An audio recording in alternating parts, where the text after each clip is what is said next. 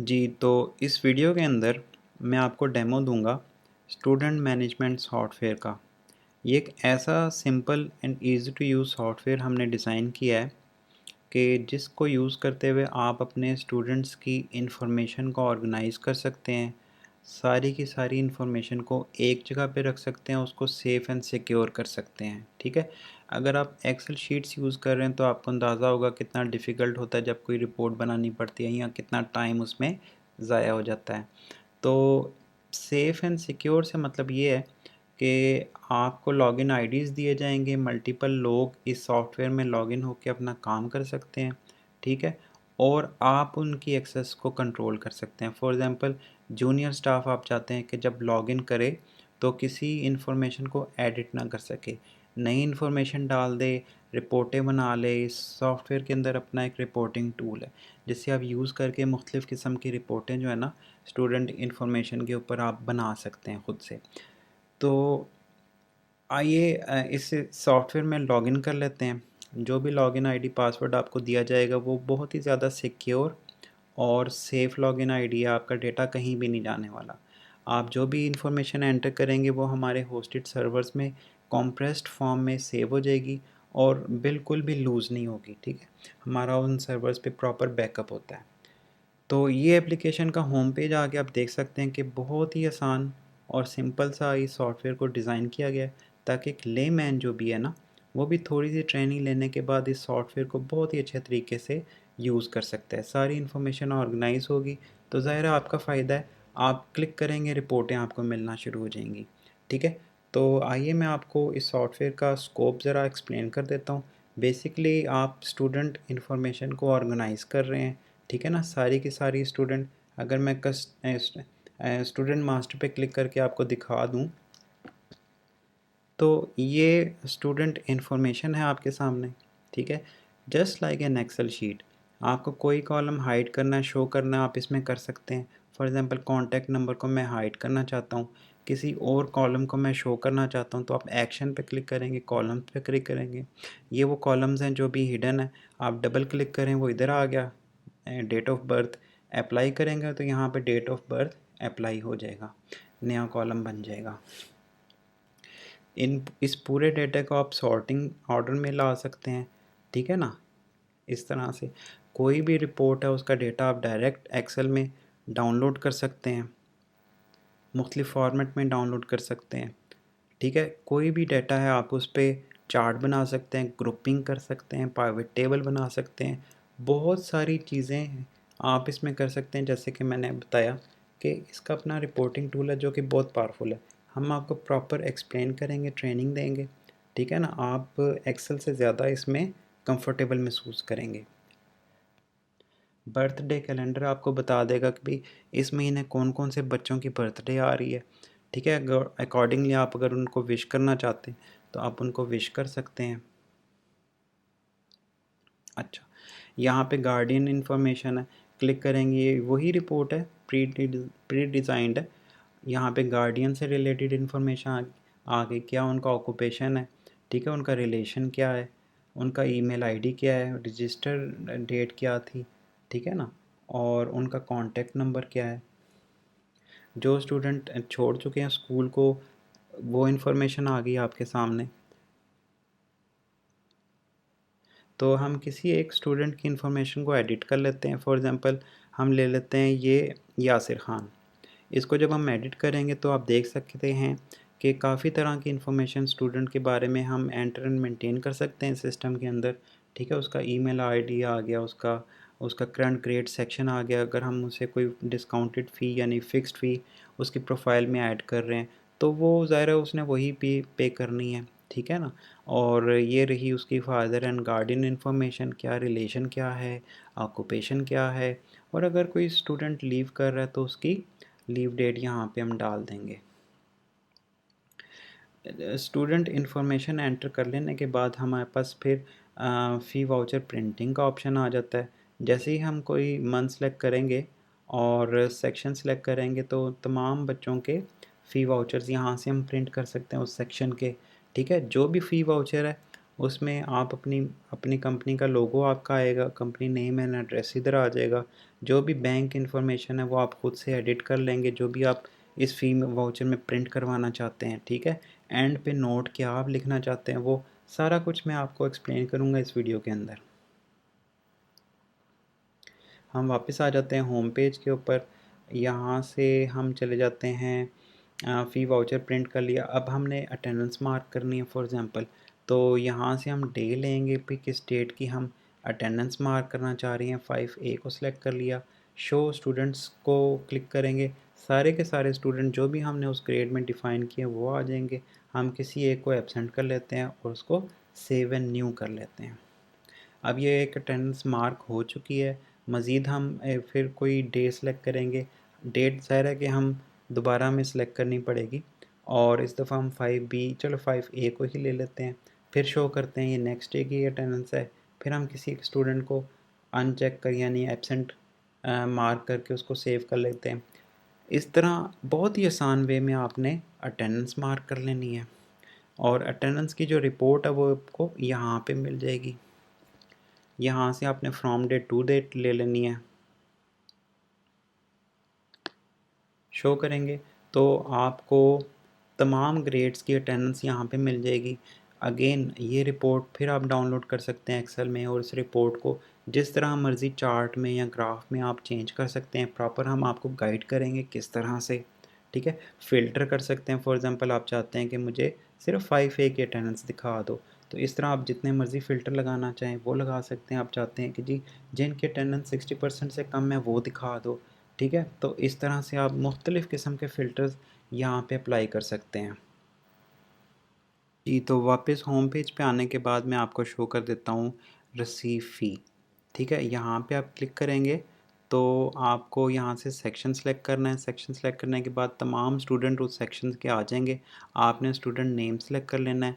तो name select करते ही आपके पास उस बच्चे की ड्यू फ़ी आ जाएगी, जो भी मिनिमम मंथ की फ़ी ड्यू है, ठीक है ना, वो आ जाएगी। यहाँ से आपने क्या करना है कि फ़ी अमाउंट आपके सामने है और रिसीव डेट डाल देनी है। फॉर एग्ज़ाम्पल हम एज्यूम करते हैं ये मई के महीने की ड्यू फीस है। यहाँ पे चलान नंबर आपने लिखना है, अगर बैंक से रिसीट आई है उसका डॉक्यूमेंट नंबर या चलान नंबर है वो लिखना है, ताकि प्रॉपर रिकॉर्ड कीपिंग हो जाए, ठीक है। आप जब इसे सेव करेंगे तो ये फ़ीस एंटर हो गई, किसने रिसीव की, किस डेट को रिसीव हुई, सारी इन्फॉर्मेशन सिस्टम में लॉक डाउन हो जाएगी। और जब आप रिपोर्ट्स देखने पे आएंगे, फॉर एग्ज़ाम्पल आप कहते हैं जी कि फ़ी रिसीव रिपोर्ट मुझे दिखा दो, तो यहाँ से आप कोई भी मंथ सेलेक्ट कर सकते हैं। फॉर एग्ज़ाम्पल फ़ेब का या मार्च का मंथ मैं ले लेता हूँ। मुझे जी मार्च के मंथ से लेके मई के मंथ में दिखा दो, शो कर दो। तो जितनी जितनी हमने फ़ीस रिसीव की होगी during that particular period of time, वो हमारे सामने शो आउट हो जाएगी, ठीक है। अभी तो कुछ सैम्पल डाटा है तो ज़्यादा इन्फॉर्मेशन आ नहीं रही है, लेकिन आप प्रॉपर एक रिपोर्टिंग देख सकते हैं किस बच्चे ने फ़ीस जमा करा दी है, किस बच्चे की फ़ी ड्यू है। अब फ़ी ड्यू देखने के लिए आप जब फ़ी ड्यू को मैं दोबारा दिखा दूँ, ड्यू फ़ी को आप जब क्लिक करेंगे, ये तमाम बच्चों की फ़ीसेस जो है ना वो इस वक्त ड्यू हैं। आप किसी पर्टिकुलर सेक्शन को देखना चाहते हैं तो यहाँ से आप सेक्शन सेलेक्ट करेंगे और उस सेक्शन के बच्चों की जो भी फ़ी ड्यू है वो इधर आ जाएगी। सब बच्चों की अप्रैल की, फ़ेब की और मार्च की फ़ी ड्यू है। तो जैसे जैसे हम रिकॉर्ड अपडेट करेंगे तो यहाँ से वो एंट्रीज़ निकलती जाएंगी और क्लीन डेटा आपको मिल जाएगा कि भी इन बच्चों की भी तक फ़ी ड्यू है। अच्छा, जब आप फ़ी जनरेट करेंगे, फ़ी जनरेट करने के लिए आपने इस पे ऑप्शन पे आना है। आपने अब सेक्शन डिफ़ाइन कर लिए हुए हैं, स्टूडेंट डिफ़ाइन कर लिए हुए हैं। अब आपने हर महीने एक प्रोसेस चलाना है ताकि वो उस महीने की फ़ी जो है ना सब बच्चों को मिल जाए। तो उसके लिए करना क्या है कि फॉर एग्ज़ाम्पल मई का स्टार्ट डेट और मई का एंड डेट लिख देते हैं। अब जो बच्चे जिस सेक्शन में हैं, ठीक है ना, और ड्यू डेट यहाँ पे आपने सेलेक्ट कर लेनी है, और सेक्शन वाइज आपने ऑलरेडी डिफ़ाइन किया हुआ कि इसकी नॉर्मल फ़ीस क्या है और आफ्टर ड्यू डेट फ़ीस क्या है, ठीक है। ये इन्फॉर्मेशन आप लिखने के बाद सेव करेंगे, और सेव करने के बाद यहाँ पे ऑप्शन आपको मिल जाएगा जनरेट फ़ी का। अब ये देखें एम्प्टी है, फ़ी अमाउंट एम्प्टी है, सब एम्प्टी है। जब आप जनरेट फ़ी करेंगे तो ये फ़ी जनरेट हो गई, और अगर जनरेट फ़ी की रिपोर्ट में आएंगे और यहाँ से आप मई का मंथ्स को एडिट कर लेंगे तो ये आप देख सकते हैं कि टोटल फ़ी जो है ना 40,000 है। अभी तक कोई एडजस्टमेंट नहीं डली हुई। अगर आपने बच्चों के लिए एडजस्टमेंट डालनी है तो ये फ़ी एडजस्टमेंट का ऑप्शन है। आपने क्या फ़ी एडजस्टमेंट डालनी है, ये कुछ एडजस्टमेंट की डिस्क्रिप्शंस हैं जो आपने ऑलरेडी इधर लिख के रखी हुई हैं। मज़ीद डिस्क्रिप्शन भी यहाँ पे ऐड की जा सकती हैं। फॉर एग्ज़ाम्पल हम इसको ले लेते हैं, यहाँ पे हम 800 रुपीज़ ऐड कर रहे हैं। किस मंथ की फ़ीस में करेंगे हम ऐड, ठीक है।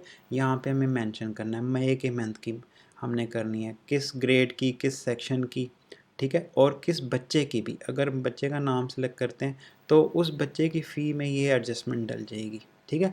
अगर हम बच्चे का नाम सेलेक्ट नहीं करते तो तमाम ग्रेड 5A के बच्चों की फ़ीस में 800 रुपीज़ का एडिशन हो जाएगा। अप्लाई फ़ी एडजस्टमेंट, फ़ी एडजस्टमेंट अप्लाई हो चुकी है। अगर आप रिसीव फ़ी में आएँ और 5A को सिलेक्ट करें और किसी बच्चे को इधर सिलेक्ट कर लें तो ये मई का जो है उसकी फ़ीस आ गई, ठीक है। और आप देख सकते हैं कि ट्यूशन फ़ी तो 4000 थी, लेकिन सर्टिफिकेशन फ़ी जो है ना 800 रुपीज़ एडिशनल उसमें जमा हो चुकी है।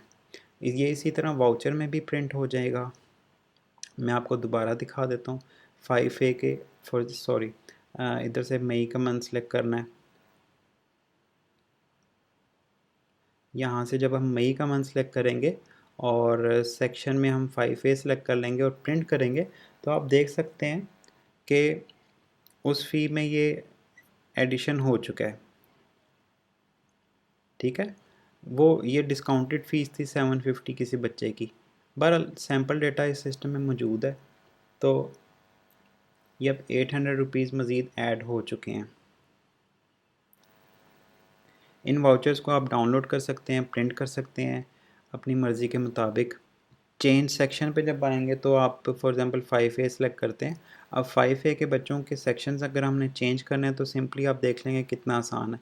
6A में कर दें, इसको भी इसी तरह 6A में कर दें, तो ये बहुत ईजी है इसको मैनेज करना। जब आप सेव करेंगे तो ये बच्चे 5A से 6A में चले जाएंगे। हमने सारी ऑप्शंस एक्सप्लोर कर ली हैं। मैंने आपको स्कोप दिखा दिया सिस्टम का, क्या बेनिफिट है आपको अंदाज़ा हो गया होगा, ठीक है ना। नीचे employee management and payroll module है जिसमें आप अपने टीचर्स के रिकॉर्ड रख सकते हैं, उनकी सैलरीज डिफ़ाइन कर सकते हैं, उनकी लीव्स का रिकॉर्ड रख सकते हैं। सारी इन्फॉर्मेशन आप इसमें रख सकते हैं यूजिंग दैट सॉफ्टवेयर, ठीक है। सारी चीज़ें आपकी ऑर्गेनाइज़ हो जाएंगी और जब चीज़ें आपकी ऑर्गेनाइज़ हो जाएंगी तब टाइम भी आप ही का सेव होगा, ठीक है। और आप क्लिक करेंगे तो आपको रिपोर्टें ऑन टाइम मिल जाएंगी। तो मज़ीद जो भी कस्टमाइजेशंस हैं वो हम आपको करके देंगे। आप हमें अपनी रिक्वायरमेंट बताएं, उसके मुताबिक हम इसी सॉफ्टवेयर को मज़ीद मॉडिफाई करेंगे, मज़ीद चेंज करेंगे आपकी रिक्वायरमेंट के मुताबिक और आपको दे देंगे। जो भाई यूज़ करो तब आप जो है ना 100% बेनिफिट उठा सकेंगे। तो ये जो सॉफ्टवेयर आप अपने मोबाइल से भी चला सकते हैं, लैपटॉप या टैब्स भी अगर यूज़ कर रहे हैं तो उससे भी ये सॉफ्टवेयर चलाया जा सकता है। और एडमिनिस्ट्रेशन में आपको दिखाता चलूँ, 2 आईडीज़ हम आपको बना के देते हैं। एक आईडी आप अपने लिए रख लें एज़ एन एडमिन सारी चीज़ों को एडिट करने के लिए, और एक आईडी जो है ना आप अपने असिस्टेंट के लिए रख लें और उसे लिमिटेड ऑप्शन दे दें। For example student fee management का जो मॉड्यूल है वो बेसिक लेवल का उसे एक्सेस दे दें ताकि वो चीज़ें एंटर एंड रिकॉर्ड तो कर सके, लेकिन किसी इंफॉर्मेशन को एडिट करने के लिए आपकी परमिशन चाहिए उसको, ठीक है। इसी तरह एम्प्लॉय मैनेजमेंट मॉड्यूल में भी आप उसे बेसिक जो है एक्सेस दे के रख सकते हैं। जब भी वो बंदा 231 से लॉगिन करेगा, ठीक है, तो उसको बेसिक और लिमिटेड लेवल की जो है ना एक्सेस उसको मिल जाएगी। तो ये था सारा स्कोप इस एप्लीकेशन का। छोटी सी एंड सिंपल सी इजी टू यूज़ एप्लीकेशन है और प्रॉपर ट्रेनिंग हम आपको देंगे, प्रॉपर गाइड हम आपको करेंगे कि किस तरह आपने इसको यूज़ करना है, किस तरह आपने इससे बेनिफिट उठाना है, ठीक है। अगर आपको बेनिफिट होता है, आपकी चीज़ें ऑर्गेनाइज होती हैं तो इसको कंटिन्यू करें, अदरवाइज़ इसको छोड़ दें। हम ट्रायल वर्जन फ्री बना के देंगे आपको और during that period of time आप इस सिस्टम को यूज़ करें, अपनी इन्फॉर्मेशन डालें, 10-20 बच्चों का रिकॉर्ड डालें, उनकी फ़ीसेस जनरेट करें, रिसीव करें, तो आपको अंदाज़ा हो जाएगा कि ये सॉफ्टवेयर आपको बेनिफिट करने वाला है, ठीक है। अगर आपको बेनिफिट मिलता है, टाइम सेव होता है, ठीक है ना, आपकी लेबर कम होती है, तो फिर आप इस सिस्टम को एक नॉर्मल मंथली फ़ी जो है ना आप हमें पे करें, इस सिस्टम को यूज़ करें। अगर आपने हमसे कांटेक्ट करना है तो ये हमारी वेबसाइट है eqlsolution.com, इधर विज़िट करें। हमारे ऑफिस का एड्रेस, हमारे व्हाट्सअप नंबर सब के सब इधर मिल जाएंगे। हमारे कौन से सर्वर्स होस्टिंग के लिए हम क्या यूज़ करते हैं वो इन्फॉर्मेशन मिल जाएगी, और हमारी जो टर्म्स एंड कंडीशन है वो भी आप देख सकते हैं। I hope you like the video.